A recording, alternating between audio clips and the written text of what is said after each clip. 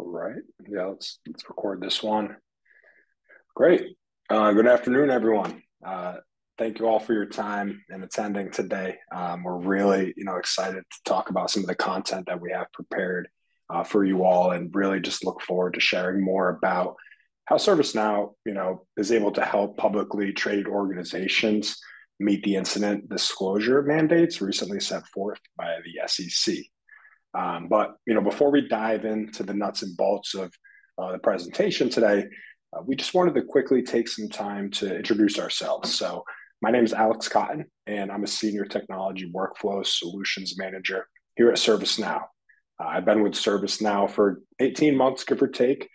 We've already, worked with a few dozen different organizations that are not only looking to ServiceNow to help with things like, service operations or enterprise visibility strategies, but as of late, more often than not, we've been having a lot of conversations about strengthening posture around security operations, which is what brings us all here together today. Along with me is David Adler and Shayna Razvi. I'll let them introduce themselves further now. And with that said, before I pass the torch, I just wanted to mention, as we're going through today, feel free to, take advantage of the Q&A feature in the webinar here, and we'll, address questions there. All right. Thanks, Alex. Hey, everyone. David Adler. Thank you so much for joining today. I'm a senior SecOps solution consultant here at ServiceNow. Been here just over a year now. Prior to that, I was in the federal government, so I am very familiar with the ambiguity and change in process that can come with new mandates set forth by regulatory agencies. So I'm really excited to talk through how the platform can help. But I'll pass it over to Shayna. Hey everyone, I'm Shayna Razvi. I'm also a solution consultant specializing in SecOps. I've been with ServiceNow about a year and a half-ish now, so excited to dive into things with everyone today. Great. Thank you. Yeah, so really, what brings us here today is this idea, this recent news is, on behalf of investors, the SEC has raised the stakes for publicly traded U.S. companies and even, foreign private issuers to better disclose, manage, and represent cybersecurity risks and incidents. In summary, the new SEC mandate, it does affect, public U.S. companies and foreign private issuers, really requiring them to disclose material incidents within 4 days. This disclosure requires a description of any processes that were in place for assessing, identifying, and managing material risks from cybersecurity threats. And ultimately, poor disclosures risk fines, an impact on stock price, an impact on brand, and ultimately, all the financial consequences that come, from those items. So how can ServiceNow support this? How can ServiceNow help? First, from an enterprise visibility standpoint, we can discover hardware, software, employees, third parties, and all relevant data that stitches those things together, pull it into a unified system of record, and enable organizations to continuously monitor for and respond to security risks in a single system of action. And really, this allows organizations to then, harden, those attack surfaces across software, infrastructure, clouds, applications, and, OT layers even. So, this, unifies an organization-wide incident response and governance practice, for disclosure workflows, really just including, audit-ready compliance reports to the SEC. So with that said, the expected outcomes tend to all boil down to speed and transparency, meaning, organizations can expect gained efficiencies from streamlined, dynamic processes for risk management, incident investigation, and compliance disclosure, really, just looking to support and meet these mandates. So, customers, they can ultimately expect faster time to identify, respond, contain, and remediate potentially material incidents and then report on them as needed to protect investors and improve board and customer confidence. So, why were these regulations put into place, right? It's really the idea around holding companies accountable in order to protect investors and give them an understanding of the security posture of the organizations they're investing in. Excuse me. The 2022 report that was released by State Senator Gary Peters from Michigan showed that upwards of 75% of all ransomware attacks went unreported, while the SEC and other regulators found that of those attacks that were reported, they were reported on average 80 days after the fact. So it was also found that less than 43% of all breaches were reported to the SEC in 2021. And there even was a specific incident that a particular software firm, they made a misleading disclosure about a ransomware incident. So they ended up needing to pay out $3 million in the settlement to the SEC. So, the repercussions of this can certainly be detrimental. And with that said, today we'll be exploring a scenario where an organization uses ServiceNow to identify, understand, and address a ransomware attack that exploits the Log4 shell vulnerabilities, and then ultimately be able to report on this. And again, keep in mind, all of this is what you'll see in the demo today is done within ServiceNow. So with that said, I'll turn it over to Shayna. Yeah, so what we really are going to focus on too is just talking over and reviewing kind of the highlights of what is included in this SEC mandate. So starting off, that really includes the requirement to disclose any cybersecurity incident that they deem to be material. So that could be due to a number of different contexts, whether it's a lot of different assets or valuable assets in the organization being impacted, a lot of different people within the organization being impacted. But ultimately, regardless, if this incident is deemed to be material, it will have to be disclosed and reported upon within 4 days. On top of that, it's also important for companies with these SEC mandates to be able to describe their risk management process for managing these material effects of the risks from these cybersecurity threats and any previous cybersecurity incidents. And this has to be disclosed on an annual basis, and any information around that will have to be included in those reports. On top of that, they'll also have to describe the board of directors' oversight of risks from these cybersecurity threats. So just really hitting all the points of awareness and visibility and transparency with this reporting. So just some top important things that boards will be asking for from executive leadership. First off, knowing how incidents are tracked and just making sure that the process is also transparent and reported upon. So making sure that there's a clear process to determine what makes a material incident or an incident deemed material. And when an incident is deemed as material, figuring out and reporting on what the process is and how it is ensured that the appropriate documents and necessary timeframes are filed. Also being able to provide an audit in order to have the process laid out and remain compliant with the rules. Also just making sure that you're prepared for attacks and have the right risk and compliance management practices in place. So again, just really making sure to have that visibility and transparency with the entire end-to-end security process.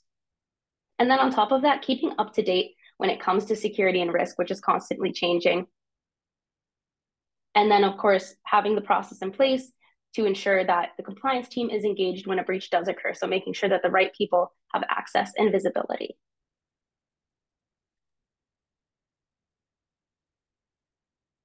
So Alex and Shayna did a really great job describing kind of the idea behind the SEC mandate, as well as what that's going to mean for publicly traded organizations. Now, I want to talk a little bit more about how we can help within the platform and specifically within our security operations offerings. Now, one module we're really going to highlight today is major security incident management. Now, this already existed within ServiceNow security operations, but we believe it is purpose-built for this kind of scenario. When something really catastrophic happens and we need to bring the organization together to eradicate it, as well as report on it to whoever we're responsible to, including the SEC. So within major security incident management, Shane is going to show you how at the analyst level, we can identify an incident, do the investigation to understand the scope of the incident, and really make that determination that we are dealing with something material. Now, that's only the beginning of the puzzle, right?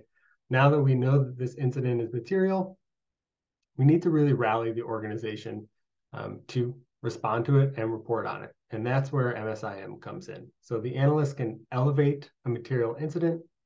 And then from there, our incident manager can continue to track the remediation progress, but also task out the broader organization. So how do we get tasks to IT to limit the damage, as well as take preventative actions to make sure that this doesn't happen again? But also understanding that this is really a risk and compliance issue. We need to bring in our legal, PR, and risk teams into the war room, so to speak, so they can track what's going on, as well as understand what they need to do within the process. And we'll see how we can task out and collaborate all within one workspace. But this whole thing is really about reporting, right? That's what this SEC mandate is all about. That 4 days to report is really the biggest piece. So we'll also see how once all those actions have been taken, we can automate the reporting of material incidents directly within this workspace. We can do those for different audiences. So of course, we can put together a report for our regulatory requirements, but since this mandate requires boards to have so much more oversight than they originally were required to, we can also build out reporting for our executives. I'm really excited to show you all, what MSIM can do for this regulation. But without further ado, I think we'll jump into the fun part. I'll hand it back to Shayna for the demo.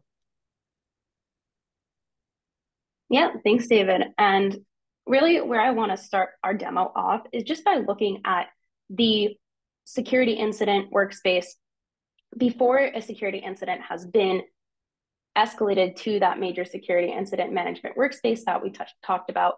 Really, where it'll start is within the regular security incident response workspace, where agents, analysts will go in and be able to see a list view and some data visualizations around current security incidents that are active or in remediation within the organization.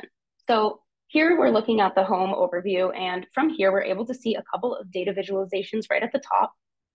And that's going to be a list from starting on the left, incidents categorized by priority, so we can see how many critical incidents we currently have, how many high moderate incidents by priority. So again, just being able to visualize. Same goes for incidents by state. We can see incidents that are currently in analysis, containment, all of those states, just being able to look at these in a more broken down visualized view. But if we really want to dive into a specific incident and make sure that we're getting all the information around that, we can go down to our list of incidents here. And in this case, it's going to be categorized by priority. So the most critical of high importance incidents are going to be coming up at the top. And right at the very top, our first one listed here, we do see the log4 shell exploit that has come through and has been listed as a priority 1 critical incident. So by clicking into that, we're able to get a lot more information within this pane of glass. Our overview is going to give us an idea and a quick glance into things like the business impact, and also using third-party tools, threat intelligence as well. So just really getting a lot of information and context around the specific incident to allow us to go through the process of figuring out if this is going to be deemed as a material incident and therefore is going to have to be escalated and reported upon. So another way we can get information around that is from the Related Records tab. In the Related Records tab, we're going to get a list of things like business impact, depending on a number of different criteria. So that includes configuration items, affected users, and even affected services. And from here, just from looking at a glance on the left without even diving too deep into anything, we can immediately tell that a number of things have been impacted by this log4shell exploit. For example, we have 25 configuration items that are impacted. We have 16 affected users, and there is one affected service from this exploit. So right off the bat, without even diving in, we're going to get an idea that this was a pretty major exploit, and there have been a number of different things within the organization that have been impacted. And as you can see, we also have a number of different tabs up here that are going to give us even more context. So if we wanted to go, for example, into the investigation tab, this is really going to give us a more technical view into the exploit and the things that are involved in it. So right now we're looking at affected users, and as that implies, we're able to see specifically who may be affected by this exploit, whether it's somebody associated with a computer, associated with an email that contains something related to the exploit. No matter what, it's going to be listed here so we get the context. And then within associated observables, it's going to give us, once again, that technical view of specific observables that have been involved and related to this exploit. And at the top, it's going to list any that have been deemed as malicious. And that, again, is going to give us more context that this is very likely a material incident. We have malicious observables, and we could even click into this to get even more context if we wanted very specific details around that. But we can see, based on the finding, the scan that was run, this was deemed as malicious. And there's another one too. So we can really just see there have been a number of problematic occurrences due to this exploit.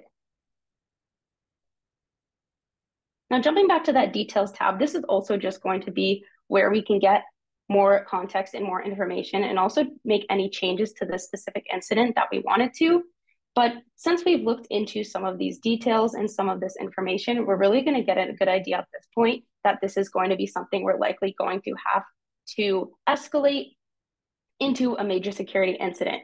And of course, since this materiality is a little bit vague right now, there could be a number of different things that are going to be used in the criteria to deem an incident as material. So it will really come down to what is decided upon to be a part of that, what is determined. So for example, maybe we will use the business impact. We might also use something like threat intelligence. Maybe SLAs being impacted will also cause us to determine this, which is something we also have access to from our home area here with the SLA count. So really, it's going to come down to a number of different criteria. But ultimately, since we can determine based on the observables that are connected to this, the CIs that are impacted, the number of people, we can deem this as a material incident, which means we are going to have to escalate it. And there are a number of ways we can do that. But one way is we have the security tagging feature here, where we can add different security tags. And we already see the major security incident tag is on this log4shell exploit, but then from the menu here is also where we would be able to escalate this to a major security incident. But now that we've determined that it is a major security incident, escalated it, David will show us what it's like to actually deal with that security incident within the major security incident workspace. Thank you, Shayna. Shayna makes a really great point. I just want to kind of highlight that, while there's a lot of ambiguity around what that term material means, whatever the SEC eventually lands on or your organization lands on, the information you'll need to make that determination is really all going to be within the platform. You have that threat information, that machine information, as well as that context from your CMDB to understand what it means for your business. But as Shayna said, our analyst has identified that this incident is material, and as a result, they've elevated it to a major security incident. So since I'm taking the role of our, say, head of security or incident manager or whoever in your organization is responsible for overseeing wide-scale incidents, I have access to the major security incident management workspace where I can see those elevated incidents. And you can see here, right at the top, we have that same elevated log4shell ransomware incident. Now, let's take a look at what we see from our manager's perspective.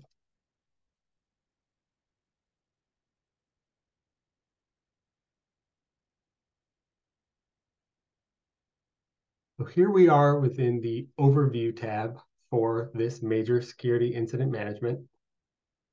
workspace, and we'll give this a second to load our visualizations here.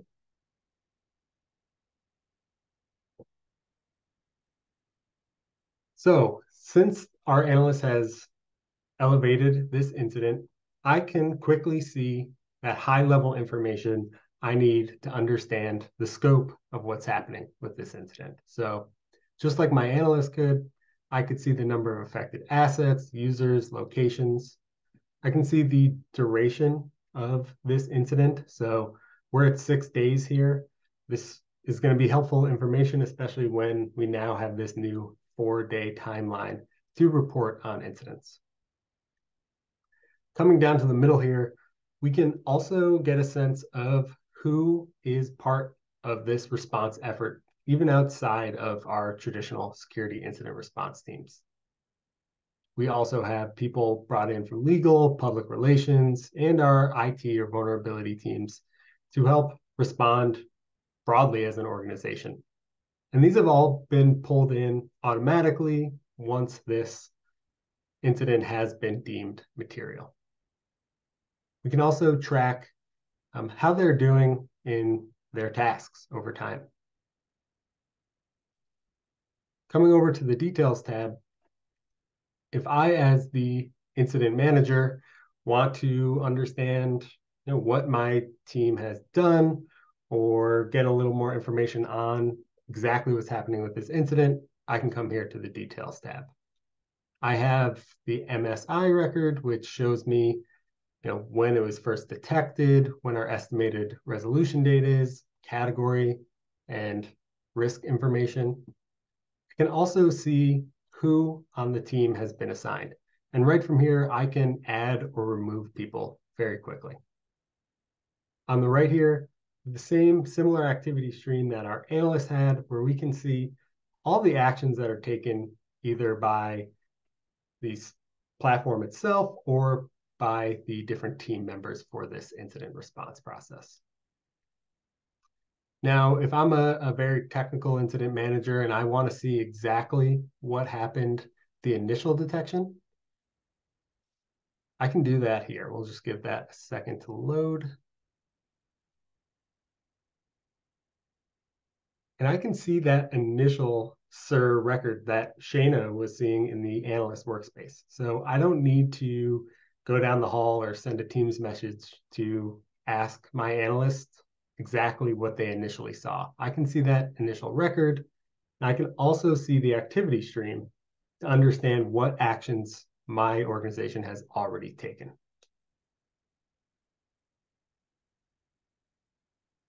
Now, we've gotten an understanding of what kicked off this incident, what has been done so far, but let's really dive into how we can task out and collaborate the response to this incident. So here on the tasking tab, we can see a very familiar sort of Kanban style board where we can generate tasks for our broader response team. Now, many of these are generated automatically once that incident has been elevated, but I can create new ones here if need be.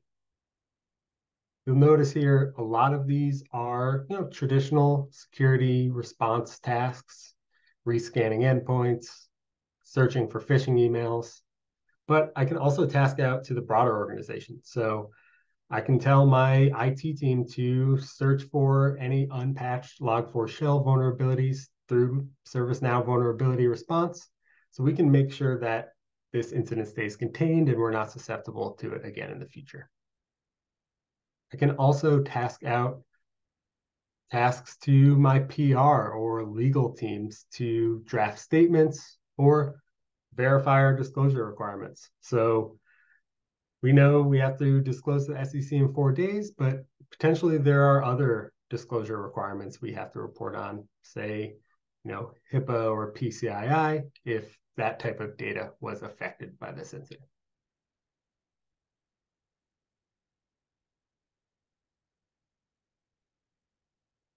Now, a huge part of the SEC mandate is that we need to show how we have an auditable process, right? So not just are we responding to these incidents, but We also need a place to save any artifacts or work documents that went into responding to this incident so we can prove them to auditors or regulatory bodies in the future.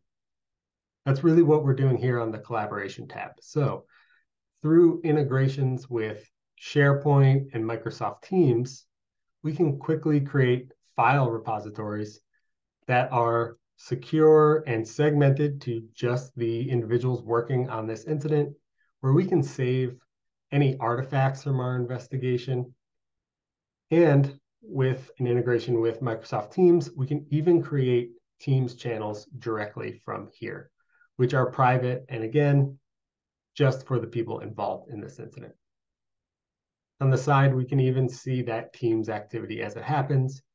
So if I'm head down in MSIM and I don't have time to jump over and read through all my Teams messages, I can see all of those right here. Now, the final thing I want to call out, actually, one more thing. Shayna called out the kind of incident impact view within the analyst workspace. I can get that same thing here as well.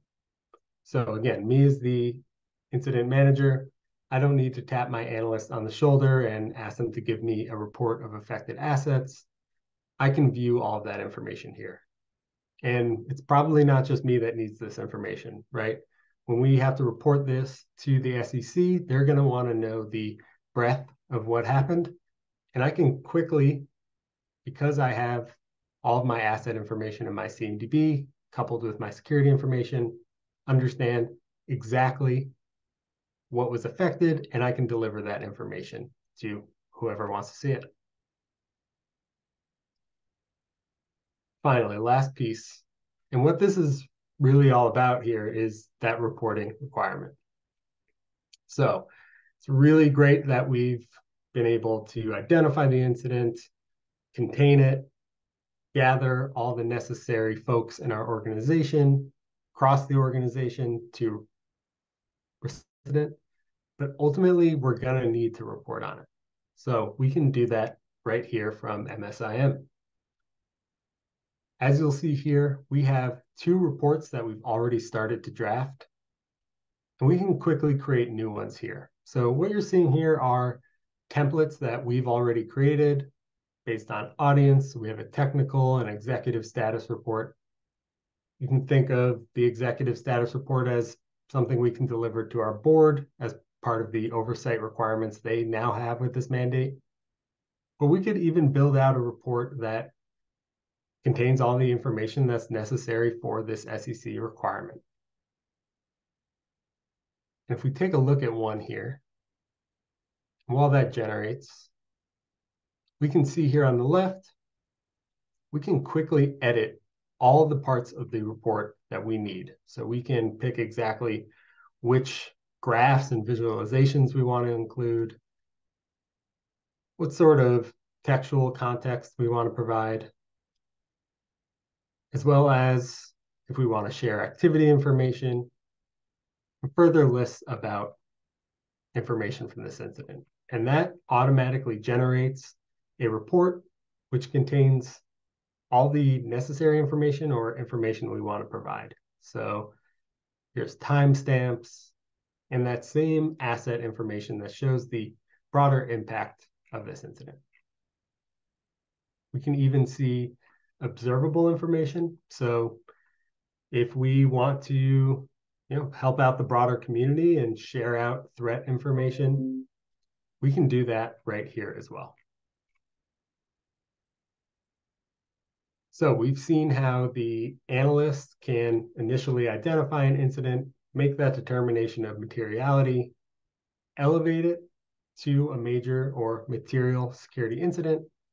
And then within MSIM, we saw how we can collaborate, rally all the troops, and ultimately report on this incident, all within the ServiceNow platform. So with that, I will hand it back to Alex to wrap up today. Great. Yeah. Thank you, David. Thank you, Shayna. Great demonstration of the solution here today. great content. Great to see some familiar names and faces here in the audience. Definitely look forward to connecting with you all, and kind of unpacking some of the things that we discussed today, if appropriate. So don't be shy. Don't hesitate to reach out. More than happy to talk about this more and one-off conversations. But hope everyone, enjoyed the content and have a great rest of your night. Thank you.